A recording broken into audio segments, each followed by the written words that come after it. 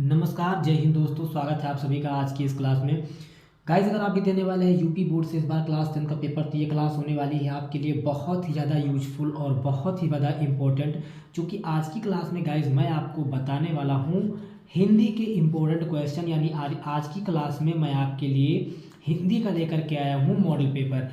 इसलिए वीडियो को बिना स्किप किए हुए लास्ट तक जरूर देखिएगा। और चैनल पर पहली बार देख रहे हैं वीडियो, तो वीडियो को चैनल को सब्सक्राइब कीजिएगा, वीडियो को एक लाइक कीजिएगा। तो चलिए गाइस, बिना बातचीत क्लास की शुरुआत करते हैं। आज की क्लास का जो पहला क्वेश्चन आपका होने वाला है, शुक्ल युग का नामकरण किस विद्वान के नाम पर किया गया? वंशीधर शुक्ल, आचार्य रामचंद्र शुक्ल, बैकुंठनाथ शुक्ल या फिर रामचरण शुक्ल? जल्दी से इस क्वेश्चन का आंसर देंगे कि शुक्ल युग का नामकरण किस विद्वान के नाम पर पड़ा। तो याद रखिएगा, आचार्य रामचंद्र शुक्ल के नाम पर ही शुक्ल युग का नाम पड़ा। दूसरा क्वेश्चन है कि सेवा सदन उपन्यास के लेखक कौन है? आपको विकल्प दिया गया है जैनेन्द्र कुमार, यशपाल, प्रेमचंद्र या जयशंकर प्रसाद। जल्दी से क्वेश्चन का आंसर देंगे। सेवा सदन उपन्यास का लेखक कौन है? तो याद रखिएगा मुंशी प्रेमचंद्र जी हो जाएंगे। अगला क्वेश्चन 3 नंबर गाइज आपका है कि शुक्ल युग के नाटककार निम्नलिखित में से कौन है? ठीक है, शुक्ल युग के नाटककार इसमें पूछा गया है कौन होने वाले हैं। विकल्प में आपको दिया गया है जयशंकर प्रसाद, डॉक्टर राम कुमार वर्मा, हरिकृष्ण प्रेमी, भारतेंदु हरीशचंद्र। शुक्ल युग के नाटककार पूछा गया है, तो ऑप्शन को अच्छे से रट लीजिएगा कि भारतेंदु हरीशचंद्र। अगला क्वेश्चन आपका है कि प्रसिद्ध आत्मकथा क्या भूलूं क्या याद करूं के लेखक कौन है? क्या भूलूं क्या याद करूं के लेखक कौन हैं? हरिवंश राय बच्चन, डॉक्टर राजेंद्र प्रसाद, पांडे बेचन शर्मा या फिर रामविलास शर्मा। तो याद रखिएगा हरिवंश राय बच्चन। इसके बाद अगला क्वेश्चन आपका 5 नंबर है, निम्नलिखित में से कौन प्रसिद्ध साहित्यकार है? जयशंकर प्रसाद, प्रेमचंद्र, राहुल सांकृत्यायन या फिर हजारी प्रसाद द्विवेदी। तो याद रखिएगा कि राहुल सांकृत्यायन होने वाले हैं प्रसिद्ध यात्रा साहित्यकार। अगला क्वेश्चन आपका है कि रीतिकाल के वीर रस के प्रसिद्ध कवि कौन है? देव है, घनानंद है, भूषण है या बिहारी है? तो याद रखिएगा भूषण जी होने वाले हैं। अगला क्वेश्चन आपका है कि रामचंद्रिका के रचनाकार हैं बिहारी, केशोदास, भूषण या फिर मतीराम। तो रामचंद्रिका के रचनाकार जो हैं केशोदास होने वाले हैं। गाइस, वीडियो अगर अच्छा लग रहा है तो जल्दी से वीडियो को लाइक कीजिएगा और चैनल पर पहली बार वीडियो देख रहे हैं तो चैनल को सब्सक्राइब कीजिएगा। इसके बाद देखते हैं अगला क्वेश्चन। इसके बाद देखिएगा अगला क्वेश्चन आपका है कि प्रिय प्रवास किसकी रचना है? जयशंकर प्रसाद, श्रीधर पाठक, सिया सरलगुप्त या फिर अयोध्या सिंह उपाध्याय। तो याद रखिएगा जो प्रिय प्रवास है रचना होने वाली है अयोध्या सिंह उपाध्याय की। अगला क्वेश्चन आपका 9 नंबर है कि राम की शक्ति पूजा के रचनाकार कौन है? सूर्यकांत त्रिपाठी निराला है, महादेवी वर्मा है, रामधारी सिंह दिनकर हैं या सुमित्रा नंदन पंत हैं। तो याद रखिएगा कि राम की शक्ति पूजा के जो रचनाकार होने वाले हैं वो होने वाले हैं सूर्यकांत त्रिपाठी निराला। इसके बाद अगला क्वेश्चन है, निम्नलिखित में से कौन प्रगतिवाद युग का कवि नहीं है? देखिए समझ लीजिएगा अच्छे से, नहीं पूछ रहा है। नागार्जुन, त्रिलोचन, केदारनाथ अग्रवाल या फिर भारतेंदु हरीशचंद्र। तो याद रखिएगा कि 10 नंबर में आपका ऑप्शन सही होने वाला है डी, भारतेंदु हरीशचंद्र। अगला क्वेश्चन आपका है कि हास्य रस का स्थायी भाव होता है शोक, हास, रति या उत्साह।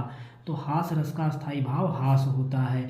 बिल्कुल इसी तरीके का प्रश्न पत्र जो है बोर्ड एग्जाम में आपको 22 फरवरी को मिलने वाला है, इसलिए वीडियो को लास्ट तक ध्यान से जरूर देखिएगा। अगला क्वेश्चन है कि मनो मानो जन जानो आदि वाचक शब्द किस अलंकार में प्रयुक्त हुआ है? तो याद रखिएगा उत्प्रेक्षा अलंकार में। अगला क्वेश्चन है कि लिखकर मोहित लेख डूब गया दिनमणि आहा व्योम सिंधु सखी देख तारक बुदबुद दे रहा। उपर्युक्त पंक्ति में प्रयुक्त छंद कौन सा है? रोला है, दोहा है, बरवय है या सोरठा है? तो याद रखिएगा आपका सही होने वाला है सोरठा। ठीक है, आपका क्या सही हो जाएगा? सोरठा हो जाएगा। इसके बाद गाइस अगला क्वेश्चन आपका जो होने वाला है समझिएगा, अगला क्वेश्चन आपका है कि उपसर्ग से बना शब्द नहीं है, यानी इसमें ऐसा कौन सा शब्द है जिसमें उपसर्ग नहीं लगा है? जैसे उपदेश, उपनाम, ऊपर, उपवन। तो जो उपसर्ग का मतलब समझते हैं ना, जो शब्द में आगे लगता है। उपसर्ग का मतलब क्या होता है? जो शब्द में आगे लगता है। तो देखिए उप जो है उपदेश में भी है, उपनाम में भी है, उपवन में भी है, लेकिन इसमें ऊप है, तो इसीलिए यही सही हो जाएगा। अगला क्वेश्चन आपका है दैनिक शब्द में किस प्रत्यय का प्रयोग हुआ है? देखिए प्रत्यय, एक उपसर्ग का विकल्प रहेगा और एक प्रत्यय का रहेगा। प्रत्यय का मतलब क्या हुआ? जो शब्द में पीछे लगा हो, जैसे दैनिक, निक में पीछे क्या लगा है, इक लगा है, इक लगा है तो यहाँ पर इक प्रत्यय हो जाएगा। अगला है कि त्रिवेणी में कौन सा समास है, तो भैया आप अच्छी तरह से जानते हैं कि जिसका पहला पद हो संख्यावाची, पहला पद हो संख्यावाची हो जाता है कौन सा समास, द्विगु समास। ठीक है, पहला पद संख्यावाची तो हो गया द्विगु समास, क्योंकि त्रिवेणी में आगे आया है त्रि। अगला क्वेश्चन है कि निम्नलिखित में से गंगा का पर्यायवाची नहीं है। देखिए नहीं पूछा गया है यहाँ पर, इनमें कौन सा है जो गंगा का पर्यायवाची नहीं है। भागीरथी ये है, सूर्य सरिता ये भी है, देव नदी भी है, कालिंदी नहीं है। अगला है इत्यादि का संधि विच्छेद क्या होगा, इत्यादि, इति धन आदि होता है इत्यादि। 19 नंबर है कि फल शब्द का तृतीया विभक्ति बहुवचन रूप बताइए। फलम, फले, फलेन, फले। तो याद रखिएगा आपका 19 का डी सही होगा, फले। 20 नंबर और आखिरी ऑब्जेक्टिव क्वेश्चन है कि हसत धातु का वचन एवं पुरुष बताइए। तो हसत में हो जाएगा एक वचन प्रथम पुरुष। तो गाइज इस तरह से आपके 20 नंबर के ऑब्जेक्टिव क्वेश्चन थे जो मैंने आपको बता दिए। इसके बाद आपका शुरू होगा खंड बा। खंड बा का जो क्वेश्चन होगा उसमें सारे के सारे लिखित क्वेश्चन होंगे। उनको कैसे करना है चलिए जल्दी जल्दी समझ लेते हैं। खंड बा जब शुरू होगा सबसे पहला प्रश्न आपका रहेगा कि निम्नलिखित में से एक गद्यांश पर आधारित प्रश्न के उत्तर। देखिए एक पैराग्राफ आपके सामने लिखा हुआ है, विश्वास पात्र मित्र बड़ी रक्षा करता है, जिसे ऐसा मित्र मिल जाए उसे समझना चाहिए कि खजाना मिल गया। अब देखिए ये पैराग्राफ लिखा गया है, पैराग्राफ के नीचे लिखे हुए हैं प्रश्न। जैसे पहला प्रश्न लिखा हुआ है कि उपर्युक्त गद्यांश का संदर्भ सहित व्याख्या कीजिए या संदर्भ लिखिए, तो भैया संदर्भ लिखना है।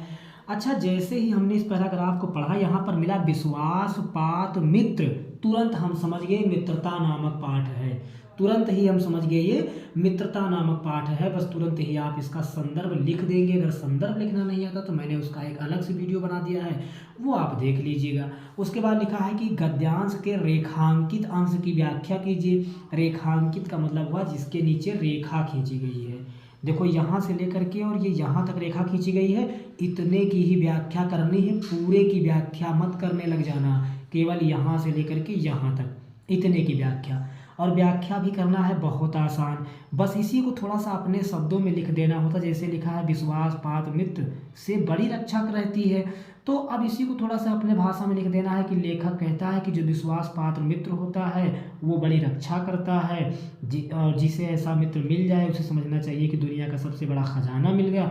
थोड़ा सा अपने शब्दों में लिख देना है, खत्म। अगला है कि लेखक ने विश्वास पात्र मित्र की तुलना किससे और क्यों की है।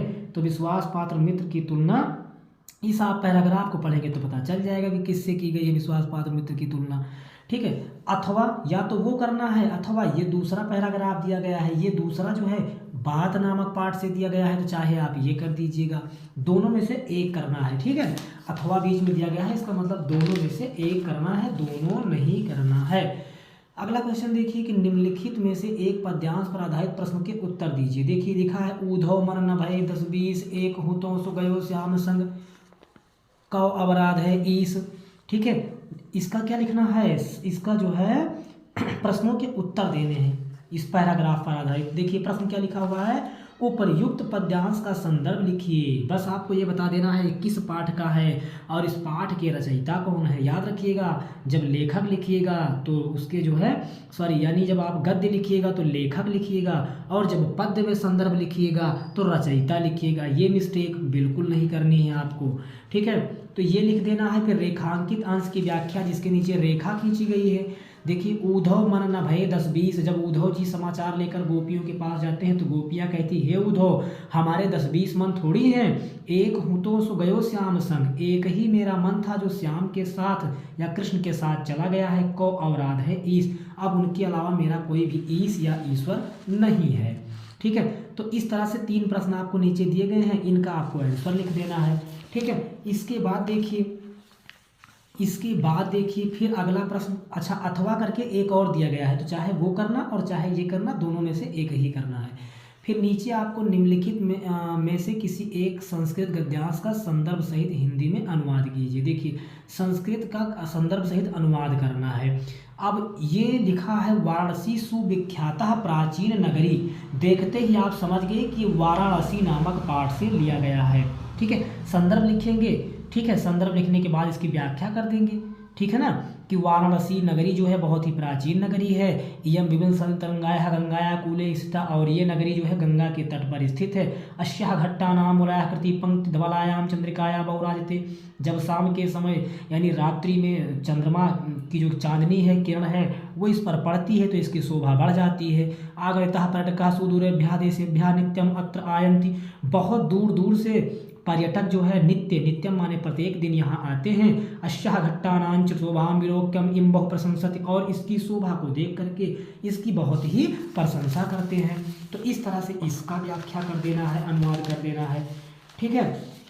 इसकी बात देखिएगा, इस नीचे क्वेश्चन नंबर 4 लिखा गया है, निम्नलिखित में से एक संस्कृत पद्यांश का संदर्भ सहित हिंदी में अनुवाद कीजिए। देखिए 2 लिखा गया है। पहला लिखा हुआ है कि आप दो दूरगामी चा साक्षरो ना चाह पंडिता अमुखा अस्फुट वक्ता ना चाहो जानसः पंडिता, ठीक है, यानी कौन है जो बिना पैरों के बहुत दूर तक चला जाता है, कौन है जो बिना मुख के बोलता है, ठीक है, जो बिना मुख के बोलता है, ठीक है ना। तो पत्र के बारे में चर्चा की जा रही है, ठीक है, तो ये कर देना है आपको, और अथवा ये वाला कर देना है। इसके बाद गाइस क्वेश्चन नंबर 5 जो है आपका कि अपने पठित खंडकाव्य के आधार पर निम्नलिखित प्रश्नों में से एक का उत्तर दीजिए। अब आपको यहाँ सारांश करना है, तो भैया जिस जिला के आप निवासी हैं अपने ही जिला का लिखिएगा, अदर स्टेट का मत लिख दीजिएगा, वरना आपको कोई भी नंबर मिलने वाला नहीं है। इसके बाद क्वेश्चन नंबर 6 जो आपका होगा, दिए गए लेखकों में से किसी एक लेखक का जीवन परिचय देते हुए उनकी एक प्रमुख रचना। देखिए जिसका भी जीवन परिचय याद कीजिएगा, कम से कम उनकी 2 रचनाएं याद कर लेना, कम से कम 2 रचनाएं, रचना 100% लिखने को आएगा। और मैं यही आपको सजेशन दूंगा कि आप गद्य से केवल 3 जीवन परिचय याद कर लीजिए, आचार्य रामचंद्र शुक्ल, जयशंकर प्रसाद और डॉक्टर राजेंद्र प्रसाद। 3 में से एक 100% मिल जाएगा। पद्य में भी आप 3 याद कर लेना, जैसे सूरदास, तुलसीदास और बिहारी, सूर तुलसी बिहारी 3 पढ़ लेना, 100% ये 3 में से एक मिल जाएगा। गद्य में रामचंद्र शुक्ल, जयशंकर प्रसाद, राजेंद्र प्रसाद, पद्य में सूर तुलसी और बिहारी। इसके बाद गाइस 7 नंबर क्वेश्चन, अपनी पाठ्य पुस्तक से कंठस्थ किया हुआ एक श्लोक लिखिए जो इस प्रश्न पत्र में ना आया हो। एक श्लोक लिखना है जो इस प्रश्न पत्र में ना दिया गया हो। उसके बाद निम्नलिखित में से 2 प्रश्नों के उत्तर दीजिए। नीचे देखिए 4 प्रश्न लिखे गए हैं, केवल 2 ही का उत्तर देना है। जैसे कुत्र मरणम मंगलम भवति, तो उत्तर हो जाएगा वाराणस्याम मरणम मंगलम भवति, ठीक है। पुरराजा केन सह युद्धम अकरोध, पुरराज ने किसके साथ युद्ध किया, अलछेन्द्रेण सह युद्धम अकरोध। ज्ञानम कुत्र संभवत, ज्ञान कहाँ संभव है, ज्ञानम सर्वत्र संभवत, ज्ञान सभी जगह संभव है, ठीक है। इस तरह से केवल 2 प्रश्नों के आपको उत्तर दे देने हैं। और लास्ट में गाइस आपको जो दिया जाएगा भैया, वो दिया जाएगा निबंध, जैसे कि विज्ञान वरदान या अभिशाप, बेरोजगारी की समस्या और समाधान, जल है तो कल है, विद्यार्थी जीवन में अनुशासन। तो इसके लिए भी मैं आपको सजेशन करूंगा कि आप यही 4 जो है निबंध याद कर लीजिए, यही हर बार घुमा फिरा करके बोर्ड एग्जाम में दिया जाता है। तो गाइस जानकारी आपको कैसी लगी हमें कमेंट करके कमेंट बॉक्स में जरूर बताएं। चैनल पर नए हैं तो चैनल को अभी सब्सक्राइब कीजिए, वीडियो को एक लाइक कीजिएगा, वीडियो अपने दोस्तों के पास भी शेयर कीजिएगा ताकि वो भी इसका लाभ उठा सके। तो भैया पूरी मेहनत और ईमानदारी से पढ़ते रहिए। 22 फरवरी से आपके बोर्ड एग्जाम की परीक्षाएं हैं। फिर मिलते हैं नेक्स्ट वीडियो में नेक्स्ट टॉपिक के साथ, तब तक आप पढ़ते रहिए और अपना ख्याल रखिए।